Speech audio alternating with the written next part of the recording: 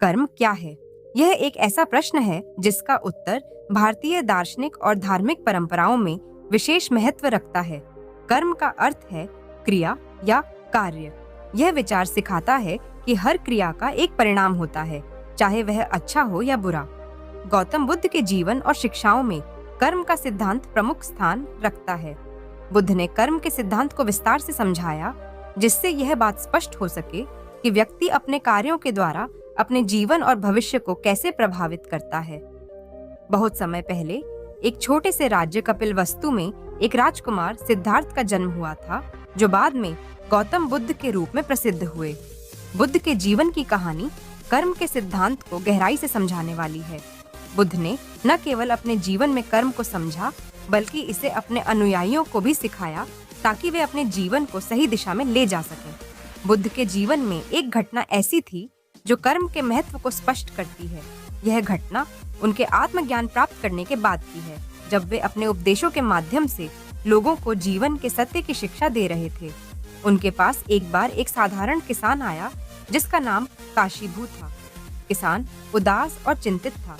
उसने बुद्ध से पूछा, भगवान, मैं एक साधारण व्यक्ति हूँ, दिन रात मेहनत करता हूँ, फिर भी मेरे जीवन में सुख शांति नहीं है।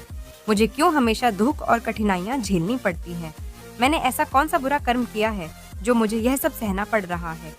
बुद्ध ने शांत स्वर में उत्तर दिया, कर्म का सिद्धांत बहुत ही गहरा और सूक्ष्म है। जो कुछ भी तुम आज झेल रहे हो, वह तुम्हारे पिछले कर्मों का परिणाम हो सकता है, और जो तुम आज कर रहे हो, वह तुम्हारे भविष्य का निर्धारण करेगा। कर्म केवल यही नहीं बताता कि तुम्हें किस परिस्थिति का सामना करना है, बल्कि यह भी बताता है कि तुम्हारी प्रतिक्रिया उस परिस्थिति पर क्या होगी। किसान ने कुछ न समझते हुए बुद्ध से निवेदन किया, भगवान, क्या आप मुझे इसे किसी सरल तरीके से समझा सकते हैं? मैं कर्म का सिद्धांत पूरी तरह से समझना चाहता हूँ। बुद्ध ने मुस्कुराते हुए कहा, ठीक है, मैं तुम्हें एक कहानी सुनाता हूँ। बहुत समय पहले एक गांव में दो मित्र रहते थे। एक का नाम अर्जुन था और दूसरे का नाम दीपक। दोनों अच्छे मित्र थे, लेकिन उनके जीवन जीने का तरीका बहुत अलग था। अर्जुन एक मेहनती और ईमानदार व्यक्ति था, जबकि दीपक आलसी और स्वार्थी था। अर्जुन हर दिन कठिन परिश्रम करता था और अपने जीवन में अनुशासन और सदाचार को प्राथमिकता देता था। वहीं दीपक हमेशा शॉर्टकट ढूंढता था और दूसरों का शोषण कर अपना काम निकलवाने की कोशिश करता था। एक दिन गांव के संत ने घोषणा की कि पहाड़ी के ऊपर एक बहुत ही मूल्यवान खजाना छिपा हुआ है, और जो कोई भी वहां तक पहुंच जाएगा, उसे यह खजाना मिलेगा। अर्जुन और दीपक दोनों को यह सुनकर लालच आया और वे उस खजाने को पाने के लिए निकल पड़े। रास्ता कठिन और लंबा था। अर्जुन ने धैर्यपूर्वक रास्ते की सभी बाधाओं का सामना किया, क्योंकि वह जानता था कि कड़ी मेहनत से ही वह खजाने तक पहुंच पाएगा। वह धीरे धीरे हर चुनौती का सामना करता गया, लेकिन कभी हार नहीं मानी। दूसरी ओर दीपक ने जल्दी जल्दी और बिना सोचे समझे रास्ता तय करने की कोशिश की। वह हर बार एक शॉर्टकट ढूंढता, लेकिन उसके शॉर्टकट उसे भटकाते गए। उसने सोचा कि किसी तरह से वह अर्जुन से पहले खजाने तक पहुंच जाएगा, लेकिन हर बार वह और भी कठिनाई में पड़ता गया। अर्जुन ने अपनी मेहनत और संयम से पहाड़ी की चोटी तक पहुंचकर खजाना पा लिया। जब दीपक पहुंचा तो बहुत देर हो चुकी थी। खजाना अर्जुन को मिल चुका था। दीपक ने अपने आलस्य और शॉर्टकट ढूंढने के कारण वह अवसर गंवा दिया, जबकि अर्जुन ने अपनी ईमानदारी और मेहनत से वह पा लिया। इस कहानी का संदेश सीधा था। अर्जुन और दीपक के कर्म ही उनके परिणामों के लिए उत्तरदायी थे। अर्जुन के अच्छे कर्मों ने उसे सफलता दिलाई, जबकि दीपक के बुरे कर्मों ने उसे असफलता के मार्ग पर धकेल दिया। किसान काशीभू ने यह कहानी ध्यान से सुनी और कहा, तो इसका मतलब यह है कि हमारा भविष्य हमारे वर्तमान कर्मों पर निर्भर करता है।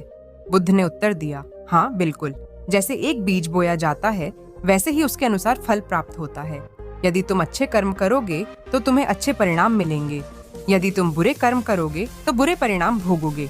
यह नियम हर जगह लागू होता है, चाहे वह तुम्हारा व्यक्तिगत जीवन हो या समाज। हर क्रिया का एक परिणाम होता है। काशीभू ने उत्सुकता से पूछा, लेकिन भगवान, कभी कभी ऐसा होता है कि हम अच्छे कर्म करते हैं, फिर भी हमें बुरे परिणाम झेलने पड़ते हैं। ऐसा क्यों होता है? बुद्ध ने उत्तर दिया, यह सही है कि कभी-कभी तुम्हें यह लग सकता है कि अच्छे कर्मों का फल तुरंत नहीं मिलता, लेकिन यह मत भूलो कि कर्म का परिणाम हमेशा समय पर निर्भर नहीं करता। कुछ कर्मों का फल तुरंत मिलता है, जबकि कुछ कर्मों का फल भविष्य में मिलता है। तुम्हारे पिछले जन्मों के कर्म भी तुम्हारे वर्तमान पर प्रभाव डाल सकते हैं, इसलिए यह जरूरी नहीं कि हर परिणाम तुम्हारे वर्तमान कर्मों का ही फल हो। बुद्ध ने आगे कहा, कर्म का अर्थ केवल बाहरी क्रियाओं से नहीं है, बल्कि यह तुम्हारे चित्त, मन की अवस्था पर भी निर्भर करता है। यदि तुम्हारे मन में अच्छे विचार हैं, तो वे तुम्हारे कर्मों को सही दिशा देंगे। यदि तुम्हारे मन में बुरे विचार हैं, तो वे तुम्हें गलत मार्ग पर ले जाएंगे। इसलिए कर्म केवल बाहरी कार्य नहीं है, यह तुम्हारे आंतरिक मानसिक स्थिति से भी संचालित होता है। काशीभू को अब समझ में आ गया था कि कर्म केवल बाहरी दुनिया से जुड़ा हुआ नहीं है, बल्कि यह हमारे मन, विचार और इच्छाओं से भी प्रभावित होता है। उन्होंने बुद्ध से कहा, भगवान, मैं अब समझ गया कि मेरा जीवन मेरे कर्मों पर आधारित है। मैं अब अपने कार्यों और विचारों को अच्छे से नियंत्रित करने की कोशिश करूंगा। बुद्ध ने काशीभू को अंत में यह सिखाया, हर व्यक्ति का जीवन उसके कर्मों का प्रतिफल है। तुम अपने वर्तमान कर्मों को सही दिशा में ले जाकर अपने भविष्य को बदल सकते हो। कर्म का सिद्धांत यह बताता है कि कुछ भी निश्चित नहीं है। यदि तुम अभी भी अपने जीवन में परिवर्तन लाना चाहते हो, तो अपने कर्मों को सुधारो। बुरे कर्म से कोई भी बुरा नहीं बनता, लेकिन उसे सुधार कर व्यक्ति अच्छा बन सकता है। काशीभू बुद्ध की इस शिक्षा से अत्यंत प्रेरित हुआ और उसने अपने जीवन में अच्छे कर्म करने का प्रण लिया। वह समझ चुका था कि कर्म का सिद्धांत जीवन के हर पहलू को छूता है और हमारे सभी कार्यों का परिणाम एक दिन हमें अवश्य मिलता है। कर्म का सिद्धांत बुद्ध के जीवन और शिक्षाओं का एक महत्वपूर्ण हिस्सा है। यह हमें सिखाता है कि हम अपने जीवन के कर्ता स्वयं हैं। हमारे अच्छे या बुरे कार्य ही हमारे भविष्य का निर्माण करते हैं। बुद्ध की यह कहानी हमें इस बात का गहन बोध कराती है कि कर्म का नियम अटल है और जीवन में सच्ची शांति और संतोष पाने के लिए हमें अपने विचारों और कर्मों को शुद्ध रखना चाहिए।